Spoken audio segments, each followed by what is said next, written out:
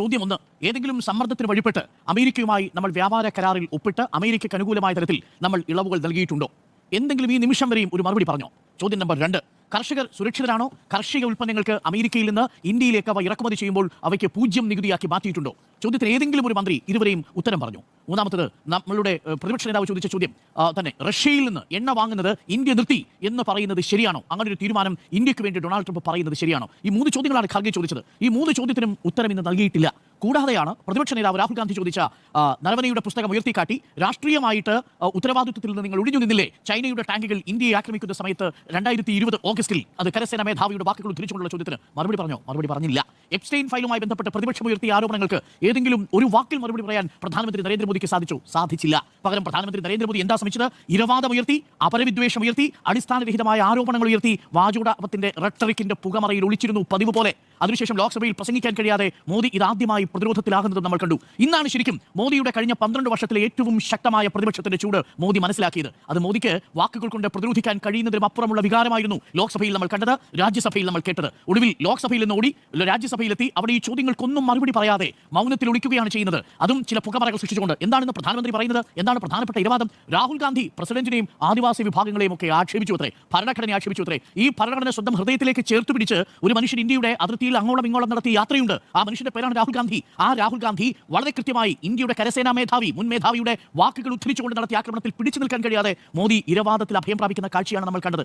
2, അപരവിദ്വേഷത്തിന്റെ number ഇറക്കി മോദി. എന്താ അപരവിദ്വേഷത്തിന്റെ number? ബിട്ടുവുമായിട്ട് Ravneet Singh ബിട്ടുവിനെ Rahul Gandhi ചതിയൻ, ട്രൈറ്റർ എന്ന് വിശേഷിപ്പിച്ചു. എപ്പോഴാണ് രാജ്യദ്രോഹി എന്ന് വിശേഷിപ്പിക്കുന്ന ഘട്ടത്തിൽ ചതിയൻ, ട്രൈറ്റർ എന്ന് വിശേഷിപ്പിച്ചു. ഈ പാർട്ടിയിൽ നിന്ന് നിങ്ങൾ ഒരു പുലർച്ചെ മറ്റൊരു പാർട്ടിയിലേക്ക് പോയി ഈ പാർട്ടിയെയും പാർട്ടിയുടെ ആശയങ്ങളെയും ഒറ്റിക്കൊടുത്തയാളാണ്, രാജ്യത്തിന്റെ ആശയങ്ങളെ ഒറ്റിക്കൊടുത്തയാളാണെന്ന അർത്ഥത്തിലാണ് ഈ ബിട്ടുവിനെ വിളിക്കുന്നത്. അപ്പോൾ എങ്ങനെയാ പ്രധാനമന്ത്രി അതിനെ ഇക്വേറ്റ് ചെയ്യുന്നത്, അതിനെ ബന്ധിപ്പിക്കുന്നത്? സിഖ് കലാപവുമായിട്ട് ബന്ധപ്പെടുത്തുകയാണ്. സിഖ് എന്ന് കേട്ടാൽ കോൺഗ്രസിന് ഇപ്പോഴും അപരവിദ്വേഷമാണത്രേ, വിദ്വേഷം നിറഞ്ഞു നിൽക്കുന്നു അത്രേ സിഖുകാരനോട്. സിഖുകാരനോടുള്ള വിദ്വേഷമായിരുന്നില്ല. ഈ ഓർമ്മിക്കണം, ഇന്ത്യ രാജ്യത്ത് ഒരു സിഖ് നേതാവിനെ പ്രധാനമന്ത്രിയാക്കി, അതും രാജ്യസഭയിൽ നിന്ന് പ്രധാനമന്ത്രിയാക്കി, തുടർച്ചയായി 2 തവണ പ്രധാനമന്ത്രിയാക്കിയ ഒരേ ഒരു പാർട്ടിയുള്ളൂ. ആ പാർട്ടിയുടെ പേര് ഇന്ത്യൻ നാഷണൽ കോൺഗ്രസ് എന്നാണ്. ആ പ്രധാനമന്ത്രിയുടെ പേര് മൻമോഹൻ സിംഗ് എന്നാണ്. ആ മൻമോഹൻ സിംഗിന്റെ ഒരൊറ്റ വാക്കിൽ തകർന്നുപോയില്ലേ? നോട്ട് നിരോധനവുമായി ബന്ധപ്പെട്ട് നിങ്ങൾ പടുത്തുയർത്തിയ പ്രതിരോധം, സിസ്റ്റമാറ്റിക് പ്ലന്റ് ലൂട്ടിംഗ് എന്ന് പറഞ്ഞ ഒറ്റ വാചകത്തിൽ തകർന്നുപോയില്ലേ? അതുകൊണ്ട് സിഖുകാരോടുള്ള കോൺഗ്രസിന്റെ വിദ്വേഷത്തെക്കുറിച്ച് പറയാൻ മോദി ആളായിട്ടില്ല. മൂന്നാമത്തെ കാര്യം, അടിസ്ഥാനരഹിതമായ ആരോപണങ്ങൾ ഉന്നയിക്കാൻ വേണ്ടിയിട്ട് കൊണ്ടുവന്ന പുസ്തകം നോക്കൂ. ഏത് 349 ഉപയോഗിച്ചുകൊണ്ട് മുൻ കരസേനാ മേധാവിയുടെ പുസ്തകം സഭയിൽ ഉദ്ധരിക്കരുതെന്ന് പറഞ്ഞ സ്പീക്കർ ആ സമയത്ത് നിശബ്ദനായി നിൽക്കുകയും ഭരണകക്ഷിയിൽപ്പെട്ട നിഷികാന്ത് ദുബെ ഒരു പുസ്തകമായിട്ട് വരികയാണ്. എഡ്വിൻ ആൻഡ് നെഹ്റു എന്ന പുസ്തകവുമായിട്ട് വന്ന് നെഹ്റുവിന്റെ സദാചാരത്തെ അളക്കാൻ വേണ്ടി വരുന്നു. തീർന്നില്ല. നെഹ്റുവിനെ കുറിച്ചും ഇന്ദിരാഗാന്ധിയെക്കുറിച്ചും എത്ര അവാസ്തവങ്ങളാണ് പറഞ്ഞത്. പ്രിയ പ്രേക്ഷകർക്കറിയുമോ? 35 കോടി മനുഷ്യർ ഈ നാട്ടിൽ ജീവിച്ചിരുന്നത് പ്രശ്നമാണെന്ന് പറഞ്ഞു അത്രേ നെഹ്റു. 57 കോടി മനുഷ്യർ പ്രശ്നമാണെന്ന് പറഞ്ഞു അത്രേ ഇന്ദിരാഗാന്ധി. പ്രിയ പ്രേക്ഷകരെ, ഇന്ത്യയിലെ ജനങ്ങളെ പട്ടിണിയിൽ നിന്ന് മോചിപ്പിക്കാൻ വേണ്ടി, ഇന്ത്യയിലെ ജനങ്ങളുടെ ജീവിതം നേർന്ന വഴിയിലേക്ക് കൊണ്ടുപോകാൻ വേണ്ടി എത്രയെത്ര ദേശീയ സ്ഥാപനങ്ങൾക്കാണ് പ്രധാനമന്ത്രി ജവഹർലാൽ നെഹ്റു തുടക്കം കുറിച്ചത്. എല്ലാ പ്രസ്ഥാനങ്ങളെയും പിന്നീട് വന്ന നരേന്ദ്രമോദി തകർത്ത് തരിപ്പണമാക്കുന്ന കാഴ്ചയിലേക്ക് കണ്ടത്.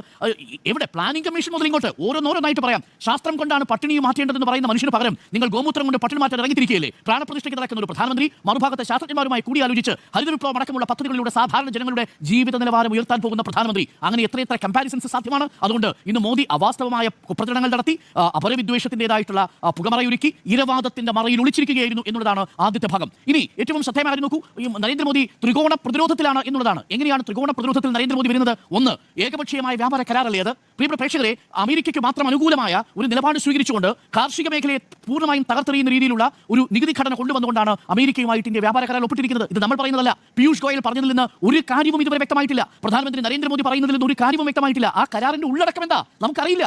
നമുക്കറിയാവുന്നത് ആകെ 3 പേരുടെ പ്രതികരണങ്ങളാണ്. ഒന്ന്, അമേരിക്കയുടെ കാർഷിക സെക്രട്ടറി ബ്രൂക്ക് റോളിൻസ്. എന്താ ബ്രൂക്ക് റോളിൻസ് പറയുന്നത്? അമേരിക്കയിലെ കർഷകരുടെ ഉൽപ്പന്നങ്ങൾക്ക് ഇന്ത്യയിൽ വിപണി കണ്ടെത്താൻ പോകുന്നു എന്നത് ഞങ്ങൾക്ക് സന്തോഷം നൽകുന്ന കാര്യമാണ്. പറയുന്നത് അമേരിക്കയിലെ കൃഷി മന്ത്രിയാണ്, അവിടെ സെക്രട്ടറി ഓഫ് അഗ്രികൾച്ചർ എന്നാണ് അറിയപ്പെടുന്നത്. 2, കരോളിൻ ലെവിറ്റ് വൈറ്റ് ഹൗസിന്റെ പ്രസ് സെക്രട്ടറിയാണ്. ഈ കരാർ അമേരിക്കയ്ക്ക് താല്പര്യമേകുന്നതാണ്, ആഘോഷിക്കേണ്ടതാണെന്നാണ് പറയുന്നത്. ഇനി ജെമിസൺ ഗ്രീൻ വ്യാപാര പ്രതിനിധിയാണ്. അദ്ദേഹം പറയുന്നത് എന്താ? പഴങ്ങളുടെയും പച്ചക്കറികളുടെയും തീരുവ പൂർണ്ണമായിട്ടും ഇന്ത്യ ഒഴിവാക്കിയിരിക്കുന്നു എന്നുള്ളതാണ്. എന്ന് പറഞ്ഞാൽ അമേരിക്കയിൽ നിന്ന് പഴവും പച്ചക്കറിയും ഇന്ത്യയിലേക്ക് യഥേഷ്ടം കൊണ്ടുവരാമെന്ന നിലയിലേക്ക് മാറ്റിയിരിക്കുന്നു. പ്രിയ പ്രേക്ഷകരെ, ഞാനൊരു കണക്ക് പറയാം. ഈ പച്ചക്കറികൾക്ക്, കാർഷിക ഉൽപ്പന്നങ്ങൾക്ക് ഇന്ത്യയിൽ വിപണി തുറന്നു കൊടുക്കുമ്പോൾ സംഭവിക്കുന്ന ബുദ്ധിമുട്ടിനെ കുറിച്ച്, ദുരന്തത്തെക്കുറിച്ച് 2014 നരേന്ദ്രമോദി അധികാരത്തിൽ വന്നതിന് ശേഷം വിദർഭ റീജിയനിൽ എത്ര മരണം സംഭവിച്ചുവെന്നും അതിന് തൊട്ട് മുമ്പുള്ള കാലയളവുമായിട്ടുള്ള ഒരു കമ്പാരിസൺ ഉണ്ട്. ആ കമ്പാരിസൺ ഞെട്ടിക്കുന്ന കമ്പാരിസണാണ്. 2004 മുതൽ 2014 വരെ യുപിയുടെ ഭരണകാലത്ത് വിദർഭയിൽ കർഷകർ ആത്മഹത്യ ചെയ്തിട്ടുണ്ട്. അന്ന് 9671 കർഷകരാണ് ആത്മഹത്യ ചെയ്തതെങ്കിൽ 2015 മുതൽ 23 വരെയുള്ള 8 വർഷം കൊണ്ട് 10122 കർഷകർ ആത്മഹത്യ ചെയ്തു. ഓർമ്മിക്കണം, 879 കർഷകർ ഒരു വർഷം ആത്മഹത്യ ചെയ്തു യു പി എ സർക്കാരിന്റെ കാലത്ത്. രാജ്യത്തെങ്കിൽ അത് 1125 കർഷകരായിട്ട് മാറി പ്രതിവർഷം. വിദർഭയിൽ മാത്രം ഇന്ത്യ രാജ്യത്തെ കണക്കെടുത്താൽ മോദി സർക്കാരിന്റെ ആദ്യത്തെ 8 വർഷം 1 ലക്ഷത്തിലധികം കർഷകർ ആത്മഹത്യ ചെയ്ത നാടാണ് ഇന്ത്യ. ആ നാട്ടിലേക്ക് അവരുടെ കാർഷിക ഉൽപ്പന്നങ്ങൾക്ക് വില കുറയുന്ന രീതിയിൽ അമേരിക്കയിൽ നിന്നുള്ള കാർഷിക ഉൽപ്പന്നങ്ങൾക്ക് പൂർണ്ണമായിട്ടും നികുതി ഇളവ് നൽകി ഇറക്കുമതി ചെയ്യുന്നുണ്ടോ? മോദി മിണ്ടിയോ ഒരക്ഷരം? പീയൂഷ് ഗോയൽ മിണ്ടിയോ ഒരക്ഷരം? ഇന്ത്യയിലെ കൃഷി വകുപ്പ് മന്ത്രി മിണ്ടിയോ ഒരക്ഷരം? മിണ്ടിയിട്ടില്ല. എന്തുകൊണ്ട് എന്നുള്ളതാണ് ഒരു പ്രധാനപ്പെട്ട ചോദ്യം.